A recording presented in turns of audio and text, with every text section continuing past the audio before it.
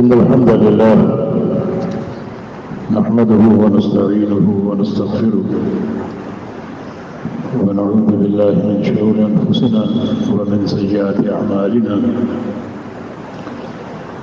من يهده الله فلا مضل له ومن يضلله فلا هادي له وأشهد أن لا إله إلا الله وحده لا شريك له وأشهد أن محمدا عبده ورسوله يا أيها الذين آمنوا اتقوا الله حق تقاته ولا تموتن إلا وأنتم مسلمون يا أيها الناس اتقوا ربكم الذي خلقكم من نفس واحدة وخلق منها زوجها وبث منهما رجالا كثيرا ونساء واتقوا الله الذي تساءلون به والأرحام إن الله كان عليكم رقيبا يا أيها الذين آمنوا اتقوا الله وقولوا قولا سديدا يصلح لكم أعمالكم ويغفر لكم ذنوبكم ومن يطع الله ورسوله فقد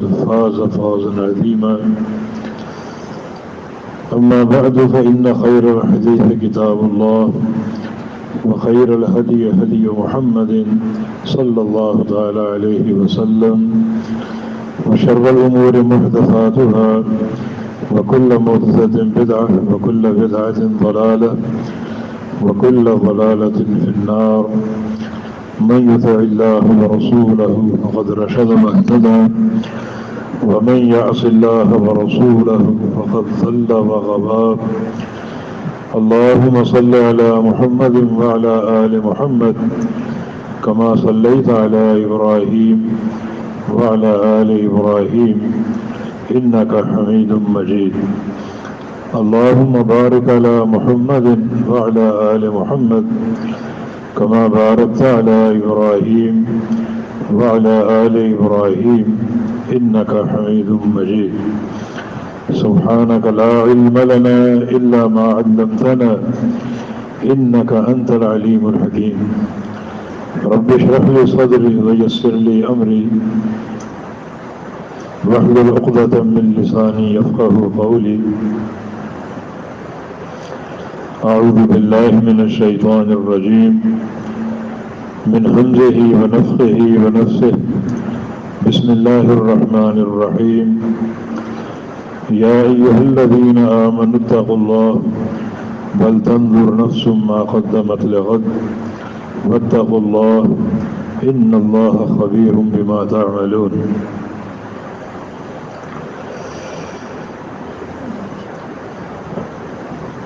اللہ تعالیٰ کے فضل اور اس کے خاص احسان اور توفیق سے کل سے جو دن شروع ہو رہے ہیں جن کو عشر ذی الحجہ کے نام سے ہم یاد کرتے ہیں، ذی الحج کے ابتدائی 10 دن، ان کو اعظم ایام دنیا کہا گیا ہے۔ دنیا کے جتنے بھی دن ہیں سارے دنوں میں یہ سب سے بڑے دن ہیں، اور کوئی دن ان 10 دنوں کا مقابلہ نہیں کر سکتا، حتیٰ کہ رمضان کے دن بھی ان دنوں کا مقابلہ نہیں کر سکتے۔ ہماری زندگیوں میں رمضان کا اہتمام شامل ہے، داخل ہے، مگر عشر ذی الحجہ کا اہتمام نہیں، نہ اس کی قدر ہے، نہ اس کا استقبال ہے، نہ اس کا انتظار ہے۔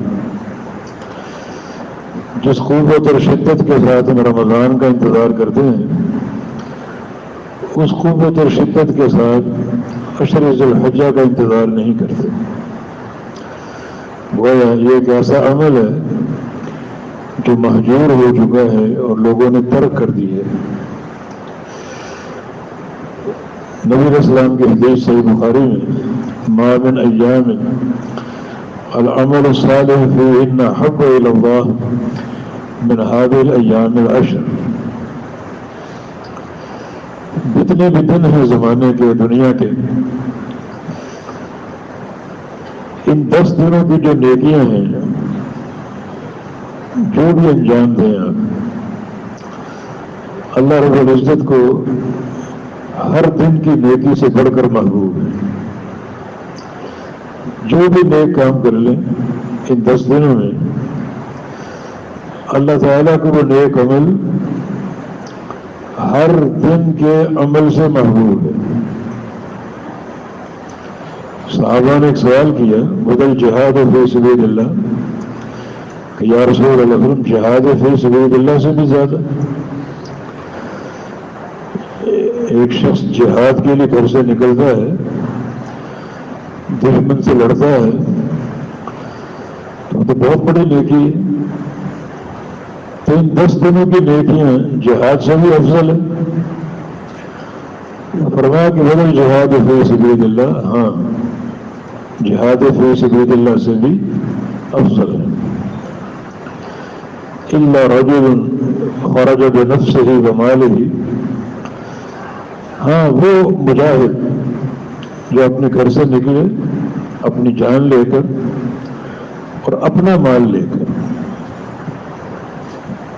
اس پر زیادہ زور ہے، اپنا مال لے کر. آج کل جہاد عبارت ہے چندے سے. ایک طوفان کھڑا ہے، جہاد کرنا ہے، جہاد کرنا ہے، چندے دو، فنڈز دو. صحابہ کے دور میں یہ چیز نہیں تھی.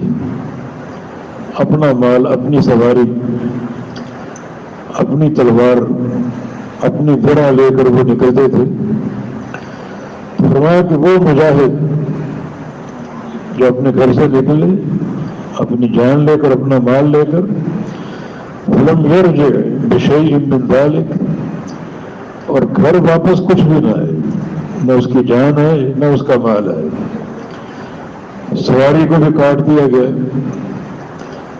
اس کا بھی گلا کاٹ دیا اور اس کو شہید کر دیا گیا، اور کوئی چیز گھر واپس نہیں آئی. یہ نیکی بڑی محبوب ہے. باقی ہر نیکی، ہر جہاد جو عمل کر لو عام دنوں میں، ان 10 دنوں کے عمل کا مقابلہ نہیں کر سکتے. رمضان کی بھی اہمیت ہے مگر ان دنوں کی اہمیت زیادہ ہے. رمضان کے بڑے فضائل ہیں، ان 10 دنوں کے بڑے فضائل ہیں. علماء نے درمیانہ راستہ نکالا ہے، تطبیق کا راستہ، کہ رمضان کی راتیں سب سے افضل ہیں اور یہ اشر ذی الحج ان کے دن سب سے افضل ہے. وجہ کیا ہے؟ وجہ یہ ہے کہ رمضان میں ایک رات آتی ہے جس میں اللہ تعالیٰ کا قرآن نازل ہوا، نزول قرآن کی رات. جس رات قرآن اترا اللہ نے اس رات کو شرف بخشا کہ اس کو لیلۃ القدر بنا دی، شب قدر بنا دی. اور فرمایا کہ لیلۃ القدر خیر من الف شہر، یہ لیلۃ القدر ہے. اس ایک رات کی عبادت جو ہے وہ 1000 مہینے کی عبادت سے افضل ہے. یہ تقریباً 85 سال بنتے ہیں اس ایک رات کا احیاء، اس ایک رات کی عبادت 85 سال کی عبادت سے افضل. اور پھر اللہ نے نزول قرآن کی برکت سے پورے مہینے کے روزے فرض کر دیے، راتوں کا قیام نبی کی سنت بنا دیا. یہ سارا شرف جو ہے یہ نزول قرآن کی برکت ہے. تو چونکہ قرآن رات کو اترا اور وہ رات لیلۃ القدر ہے، تو رمضان کی راتوں میں زیادہ فضیلت ہے. تمام راتیں بڑی قیمتی ہیں اور خاص طور پہ آخری عشرے کی راتیں، اور خاص طور پہ 5 طاق راتیں، اور خاص طور پہ ایک وہ رات جو نزول قرآن کی رات جس کو لیلۃ القدر کہا جاتا ہے. جہاں تک دنوں کی بات ہے تو دن اس اشر ذی الحجہ کے سب سے افضل. ان 10 دنوں میں ایک دن ایسا ہے جو اللہ رب العزت کی عظیم رحمت اور برکتوں کا دن ہے. اور وہ ہے 9 ذو الحج، یوم عرفہ۔ اللہ تعالیٰ نے 9 ذو الحج کی جو برکت و فضیلت ہے پوری امت مسلمہ کو عطا فرما دی۔ 9 ذو الحج کو 2 طرح کے لوگ ہوتے ہیں، ایک جو حج کرنے گئے ہوئے عرفات کے میدان میں جمع ہیں، اور دوسرے جو حج پر نہیں جا سکے، اپنے گھروں میں، اپنے شہروں اور اپنے علاقوں میں ہیں۔ اللہ نے کسی بندے کو یوم عرفہ کی فضیلت سے محروم نہیں رکھا۔ الحج عرفہ، نبی علیہ السلام کی حدیث کہ عرفہ جو ہے وہ حج کا سب سے اعلیٰ رکن۔ جب حاجی 9 ذو الحج کی صبح کو میدان مینا سے نکلتے ہیں، فجر پڑی اور کچھ اللہ کا ذکر کیا اور پھر روانہ ہو گئے اور سیدھے عرفہ کے میدان میں پہنچ جاتے ہیں، اور وہاں پھر سورج کے غروب ہونے تک زور اثر جمع کر کے بڑی قصر کے ساتھ، اور پھر وقوف عرفہ کھڑے ہیں کسی پہاڑ پر یا کسی بھی خیمے میں، شدت کی گرمی اور دھوپ ہے مگر اللہ کا ذکر ہو رہا ہے، اور مغرب تک اور کوئی کام نہیں سوائے اللہ کے ذکر کے یا کھانے پینے کے یا آرام کے تھوڑا بہت۔ اس دن کی کیا فضیلت ہے؟ نبی علیہ السلام کی حدیث ہے کہ یدنو بأہل عرفہ، اللہ تعالی اہل عرفہ کے قریب آ جاتا ہے۔ اتنا قریب کبھی نہیں آیا جتنا قریب عرفات کے میدان میں حاجیوں کے آ جاتے ہیں، اور فرشتوں کو گواہ بنا کر حاجیوں کو معاف کرنا شروع کرتے ہیں، حجاج کو معاف کرتے ہیں، فرشتوں کو گواہ بنا کر۔ فرشتوں سے پوچھتا ما اراد ہؤلاء، یہ لوگ کیا چاہتے ہیں؟ کوئی افریقہ سے آیا، کوئی عجم سے، کوئی عرب سے، کوئی یورپ سے، دور دراز کے سفر طے کر کے بڑے مہنگے پیکج لے کر، یہ کیا چاہتے ہیں؟ ظاہر ہے کہ چاہت ان کی ایک ہی، اللہ راضی ہو جائے، اللہ ہمارے گناہ معاف کر دے۔ تو اللہ فرشتوں کو گواہ بنا کر تمام حجاج کو معاف کر دیتے ہیں۔ ہاں کچھ حجاج ہیں بدقسمت جو جیسے جاتے ہیں ویسے ہی آ جاتے ہیں، جو شرک اور بدعت کے تمار ان کے اندر موجود ہیں، ان سے ان کو توبہ کی توفیق نہیں۔ شرک بھی موجود ہے، بدعت بھی موجود ہے، وہاں پہنچ کر بھی ان کو نبی علیہ السلام کی سنت کا احساس نہیں۔ مجھے 6-7 دفعہ موقع ملا اللہ کی توفیق سے حج کا، اور حجاج کو سمجھا کے تھک جاتے ہیں کہ یہ کام بدعت ہے، یہ کام غلط ہے، یہ کام غلط ہے۔ صحیح بخاری کھول کر دکھاتے ہیں اللہ کے نبی کا طریقہ، اللہ کے نبی کی سنت، لیکن ٹس سے بس نہیں ہوتے۔ سفر بھی بیکار، وہ پیکج اور مال بھی بیکار۔ نبی علیہ السلام کو فرمانا حج المبرور لیس الجزاء الا الجنہ، حج مبرور کا بدلہ جنت ہے، صرف حج مبرور کا۔ حج مبرور کیا ہے؟ وہ حج جو عین پیغمبر علیہ السلام کی سنت اور آپ کے طریقے کے مطابق ہو۔ آپ نے زیادہ تر مناسک حج اونٹ پر سوار ہو کر کیوں انجام دیے؟ طواف آپ نے اونٹ پر کیا، صفا مروہ کی سعی آپ نے اونٹ پر کی، عرفات میں جانا، مینا آنا، مزدلفہ سارا اونٹ پر، اور ساتھ ساتھ ایک بات فرما رہے تھے خذوا عنی مناسککم، کہ لوگوں مجھے دیکھو، مجھ سے طریقہ حج سیکھ لو، لعلی لا حج بعد عامی ھذا، شاید اس سال کے بعد مجھے حج کا موقع نہ ملے، میں بلندی پر ہوں، اونٹ پر سوار ہوں، مجھے دیکھتے جاؤ، مجھے فالو کرو، میرے حج کو دیکھو، اس کے مطابق حج کرنا ہے۔ کس لیے؟ تاکہ نبی علیہ السلام کی سنت کو دیکھا جائے، اس مہنگی ترین عبادت میں آپ کے عمل کو دیکھا جائے۔ یہ حج کسی کے باپ دادا کا نہیں ہے، نہ کسی پیر صاحب کے مرشد صاحب کا، اللہ تعالیٰ کے لیے اور طریقہ محمد الرسول اللہ علیہ وسلم کا۔ یہ حج مبرور، بدلہ اس کا بہت بڑا ہے۔ جنت کے سوا کو بدلہ ہے ہی نہیں. یہ حج مبرور خالص حج، حلال پیسے سے، سنت کے مطابق، اور حج کے دوران کسی فسق و فجور کا ارتکاب نہ کرے. نظریں محفوظ ہو، زبان محفوظ ہو، کام محفوظ ہو، بالکل ایک تقوی کا آئینہ دار بن جائے، تقوی سے بھر جائے.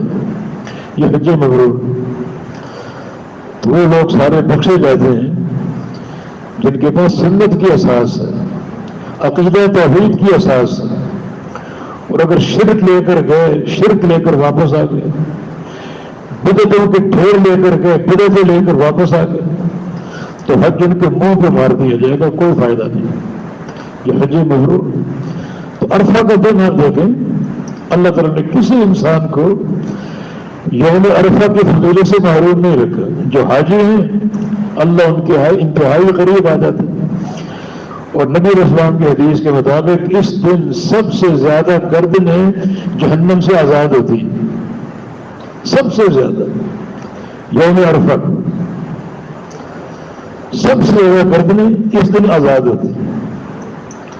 حکیم بن حزام رضی اللہ عنہ نبی اسلام کے صحابی، بڑے مالدار تھے. حج کے لیے نکلے تو ایک بڑا قافلہ تیار کیا، 100 اونٹ اور 100 غلام ساتھ لے لی. ان کا قافلہ رواں دواں ہے، حج کر رہے ہیں، حتیٰ کہ عرفات کا دن آ گیا. ان سارے اونٹوں کو اور سارے غلاموں کو لائن سے کھڑا کیا اور کہا کہ یا اللہ، میں تیرا کمزور سا بندہ ان 100 غلاموں کو تیری راہ میں آزاد کر رہا ہوں. میں تیرا غلام، تو میری گردن جہنم سے آزاد فرما دے، تو مجھے جہنم سے آزاد فرما دے. یہ سلف صالحین کی فکر، ان کی سوچ کہ آج کا دن بڑا اہم ہے، گردنیں جہنم سے آزاد ہوں گی. اس لیے یوم عرفہ. اور جو باقی لوگ ہیں اپنے اپنے گھروں میں، انہیں بھی آج کے دن کے فضیلت سے محروم نہیں رکھا. 100 یوم عرفہ، عرفات کا روزہ، یہ حاجیوں کے لیے نہیں ہے، غیر حاجیوں کے لیے. حاجیوں تم کھاؤ اور پیو تاکہ جو اگلا دن ہے 10 ذوالحج اس کے لیے قوت پیدا ہو. 10 ذوالحج کو کون سے کام آپ نے کرنے ہیں؟ جمرہ کبریٰ کو آپ نے کینکریاں مارنی ہیں، پھر بالوں کی حجامت، کٹنگ یا حلق، پھر قربانی، پھر بیت اللہ میں جا کر طواف افاضہ، پھر سعی. بڑا مشکل کام ہے. تو تم کھاؤ پیو تاکہ تمہاری قوت بحال رہے. روزہ نہ رکھو. روزہ ہمارے لیے جو اپنے گھروں میں، اس روزے سے کیا ملے گا ہمیں؟ فرمایا کہ صوم یوم عرفہ احتسب علی اللہ ان یکفر سنۃ الماضیہ و سنۃ الآتیہ. یوم عرفہ کا ایک روزہ، اس کا کیا اجر ہے؟ ایک روزہ 2 سال کے گناہوں کا کفارہ ہے. ایک سال گزشتہ جو گزر چکا، جو گناہ کر چکے ہو وہ سارے بخشے جائیں گے. دوسرا سال آئندہ جو آنے والا، جو گناہ ابھی کیے نہیں ابھی کرنے ہیں، اللہ اس روزے کی برکت سے وہ گناہ بھی معاف کر دے گا. ایک روزہ 2 سال کے گناہوں کا کفارہ ہے.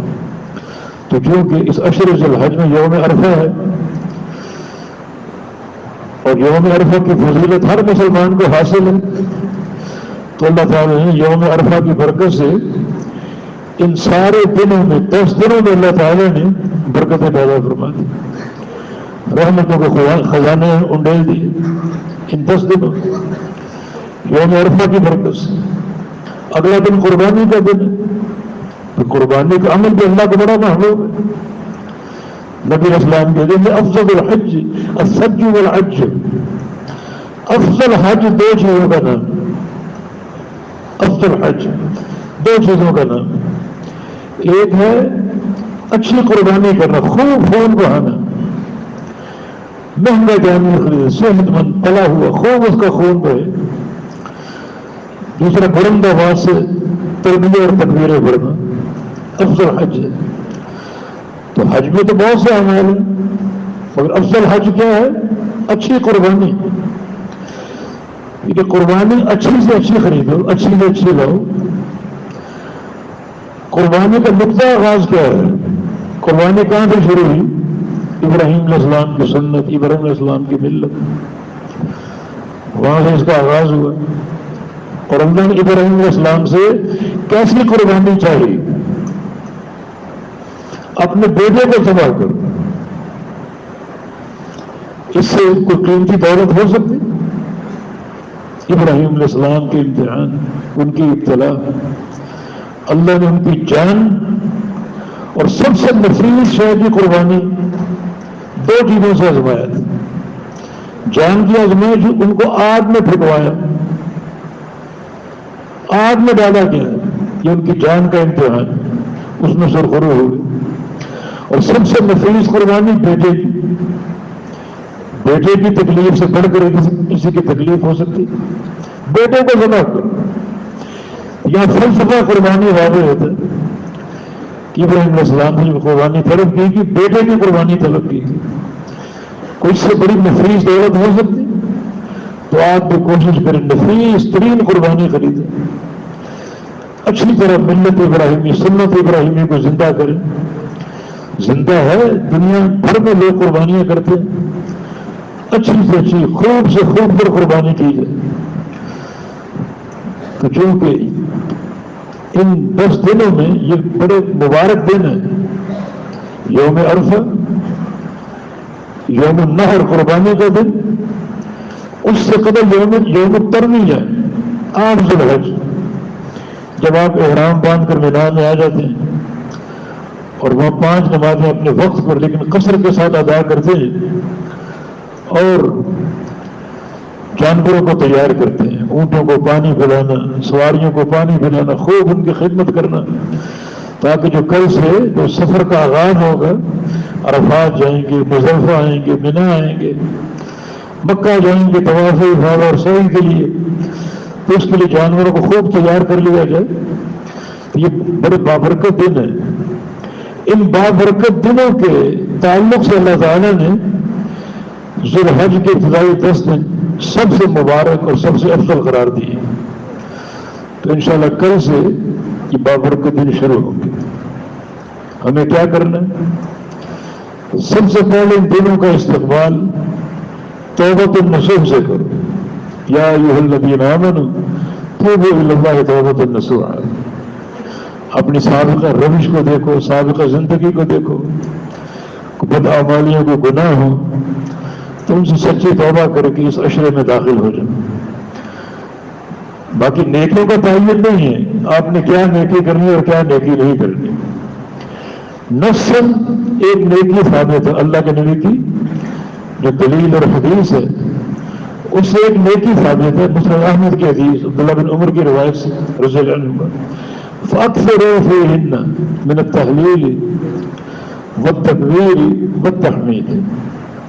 ان دنوں میں کثرت سے اللہ کا ذکر کرو، اور اللہ کا ذکر 3 چیزوں کے ساتھ: التحلیل، لا الہ الا اللہ پڑھنا،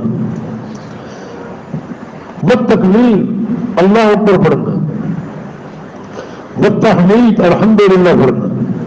یہ 3 اذکار، لا الہ الا اللہ، اللہ اکبر اور الحمدللہ.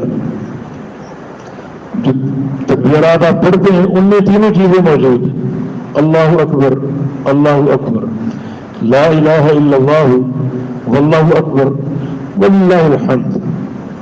تو اللہ اکبر تکبیر ہے، لا الہ الا اللہ تحلیل ہے، اور والحمدللہ وللہ الحمد یہ تحمید ہے.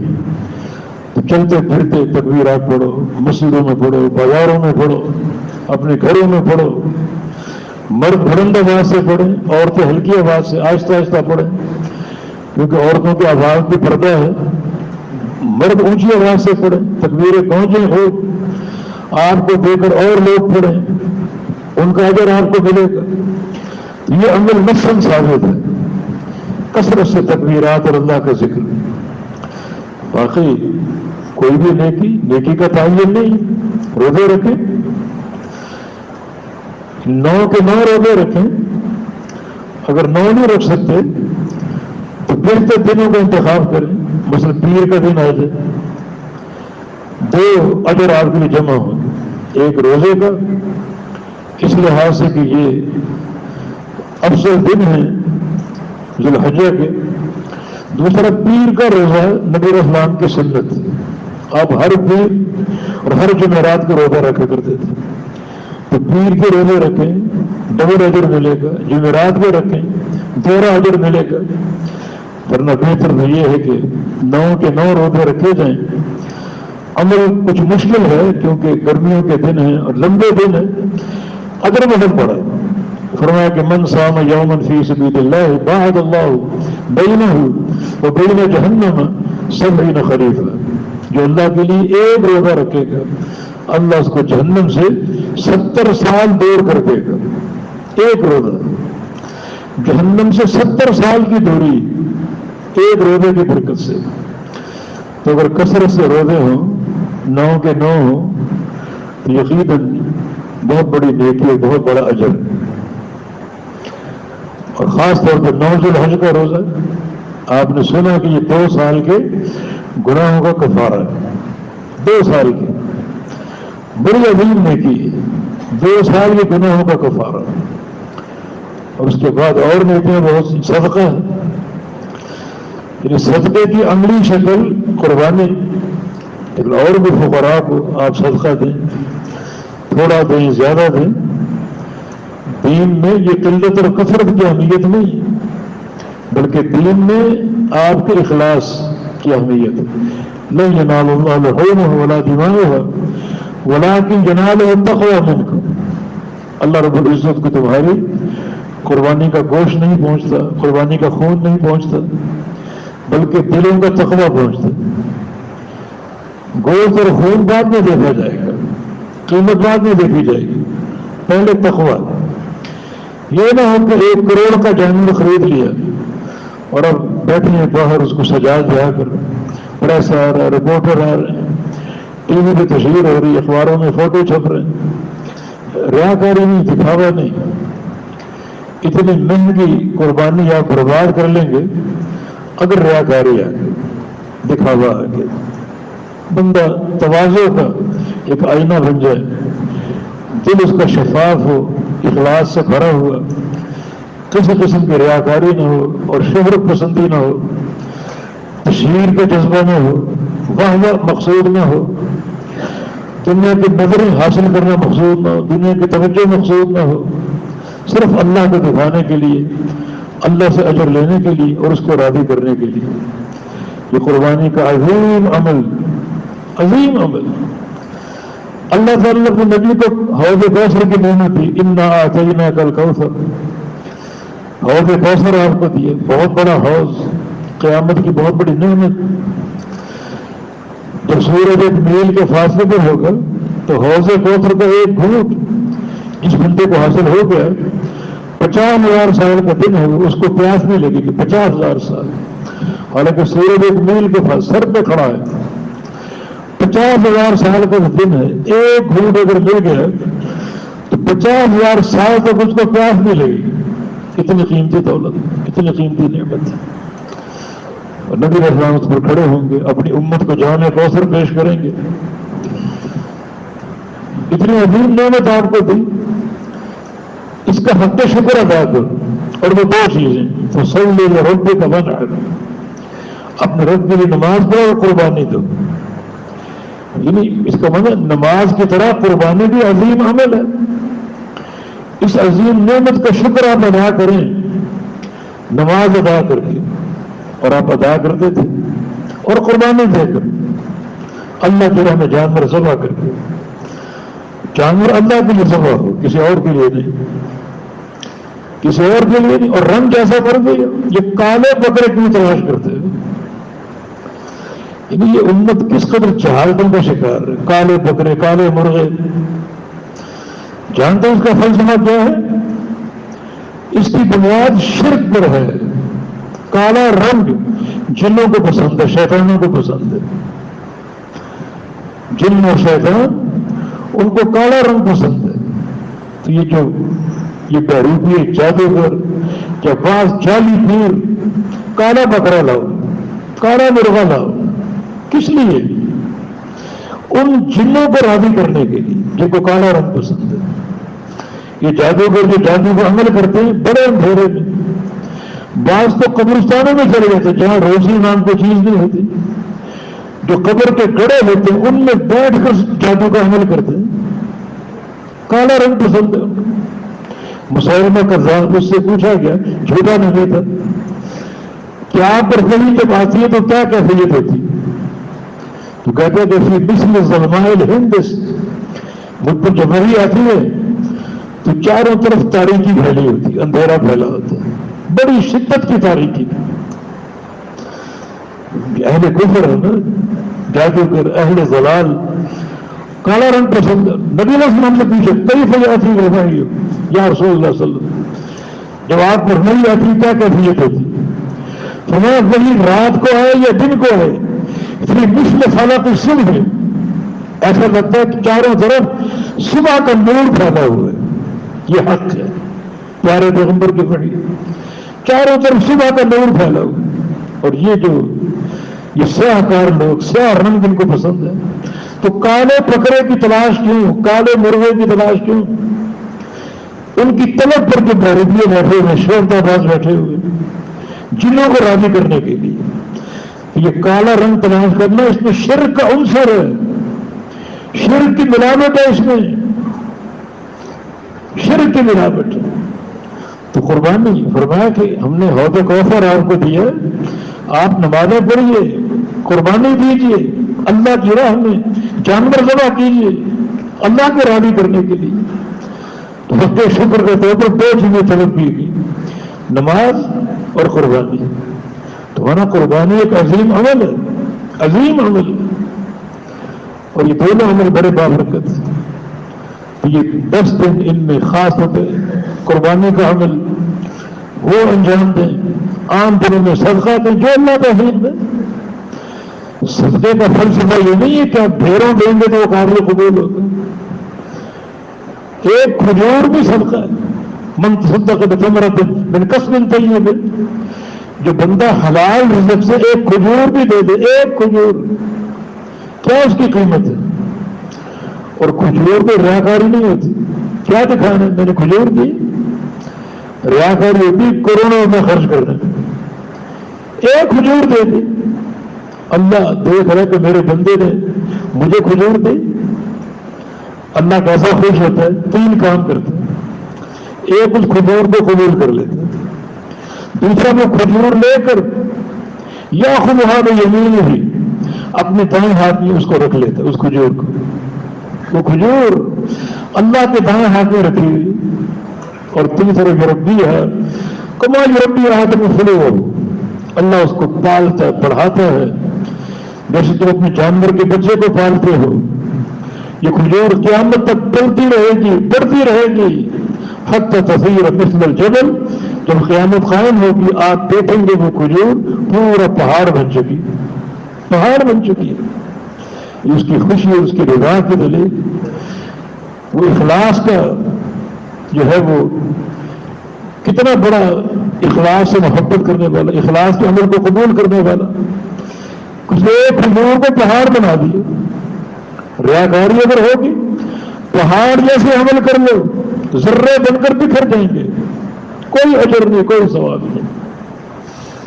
اپنے اندر اخلاص پیدا کرو، تو جو نیکی کر سکو، یعنی شریعت میں نیکی محدود نہیں رکھی، صدقہ دو، روزے رکھو۔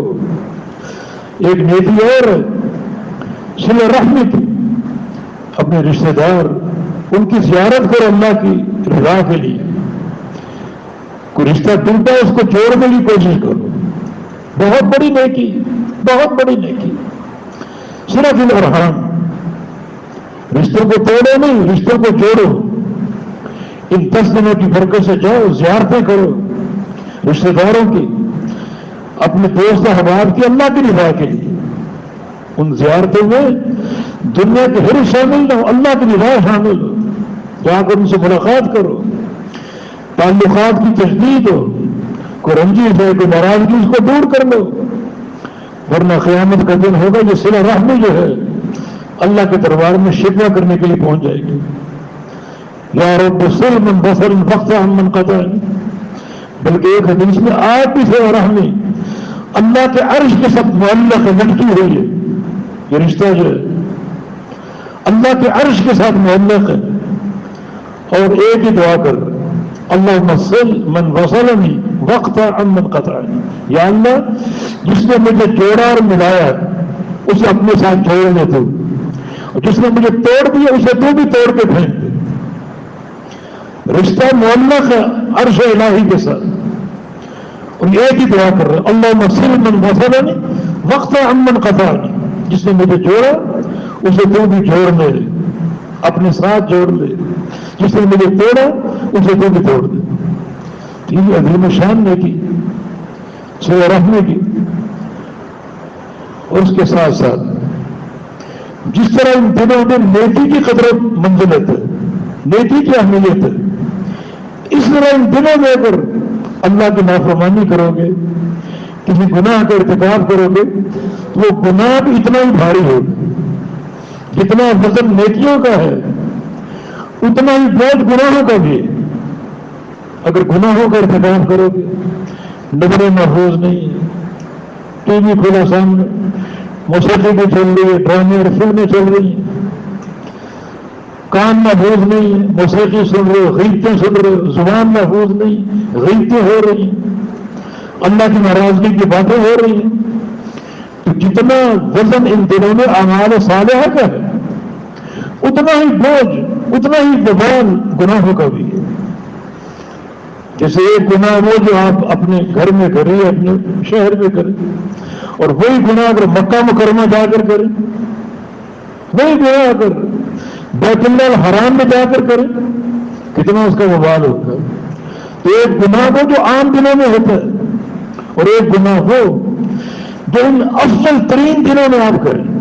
یہ 10 دن دنیا کے سب سے اعظم افضل اور اعلیٰ دن ہیں. تو ان کو تو نیکیوں سے بھر دو, اعمال صالحہ سے بھر دو. اگر گناہوں کا ارتکاب ہوگا تو ان کی نحوست, ان کا بوجھ اسی قدر ہوگا. اللہ کی پکڑ بڑی ہولناک اور شدید ہوگی. ہم نے عرض کیا کہ سچی توبہ کے ساتھ ان 10 دنوں کا استقبال کرو, اور یہ 10 دن مسلسل اطاعت میں گزارو. اعمال صالحہ انجام دو, صدقے کی صورت میں, نوافل کی صورت میں, قربانی اچھی خریدنے کی صورت میں, روزوں کی صورت میں, جو نیکی کر سکو, کثرت سے قرآن کی تلاوت کی صورت میں. ہر نیکی اس کا وزن بڑھ جائے گا, اس کی مقدار بڑھ جائے گی, اور اس کا جو ایک اجر کا انداز وہ بڑھ جائے گا. کوئی بھی نیکی اختیار کر لو. تو اللہ تعالیٰ ہمیں ان دنوں کا حق ادا کرنے کی توفیق دے. پھر اللہ کا شکر ادا کریں کہ اللہ تعالیٰ نے ہمیں پھر ایک بار موقع دے دیا, یہ بابرکت دن ہمیں عطا فرما دیے, یہ عظیم دن ہمیں عطا فرما دیے. بس ضرورت ہے کہ ان کا حق ادا کیا جائے, اور صدق دل سے, اخلاص کے ساتھ چن چن کر اعمال صالحہ اختیار کیے جائیں, اور ہر گناہ سے اجتناب کیا جائے, توبۃ النصوح کی جائے. اللہ تعالیٰ اپنی رحمت اور اپنی خاص رضا سے اپنے مقبول بندوں میں شامل فرما لے, اور جو بھی عمل ہوں اللہ تعالیٰ ان کو قبول فرما لے. اللہ نے گناہوں سے بچنے کی توفیق عطا فرما دے, اور جو بھی دنوں کے حقوق ہیں اللہ پاک ہمیں پوری طرح ادا کرنے کی توفیق عطا فرما دے. اقول قولی هذا واستغفر الله لي ولكم واخر دعوانا ان الحمد لله رب العالمين.